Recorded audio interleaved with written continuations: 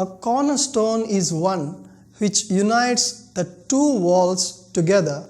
So too, Jesus is that cornerstone that brings all peoples together into one flock.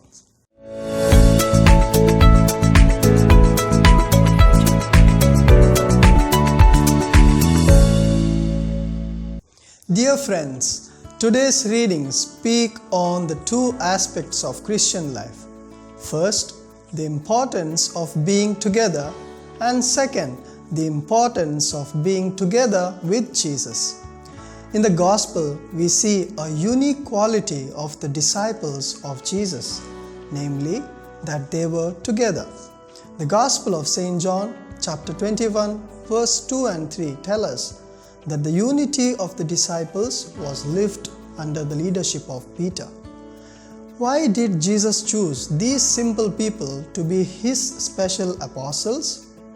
Because He knew that these simple people would live in communion, supporting each other, and that later would become one of the great marks of the church, which is one, holy, Catholic, and Apostolic.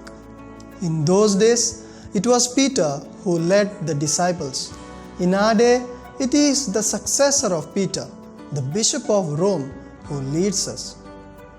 In the first reading, Saint Peter openly declares that Jesus is the cornerstone that was rejected by the builders.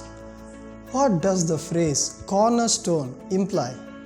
In the words of Saint Augustine, a cornerstone is one which unites the two walls together. So too, Jesus is that cornerstone that brings all peoples together into one flock. The second aspect placed before us is the importance of being together with Jesus. We see that Peter and his companions were facing failure as they were unable to catch fish in spite of their great skill in fishing. However, there was someone who made the difference. Soon they had a great catch of fish. What was the cause of this abundant catch? Was it just being together by themselves? No, it was because of being together with Jesus. That made the difference. That made their efforts successful.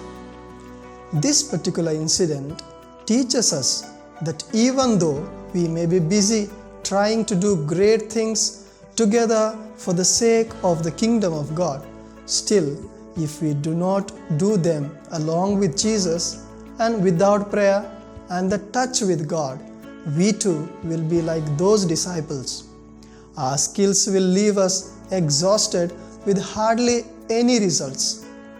Today, let us remember the words of Saint John of the Cross, who says in his spiritual canticle that those who think they can win the world with their preaching and exterior works without proper disposition to God would do a great deal of hammering but accomplish very little, and sometimes nothing at all. We pray. Lord, give us the grace to be united and united in you and with you. Mama Mary, all the saints and the angels, intercede for us. Amen.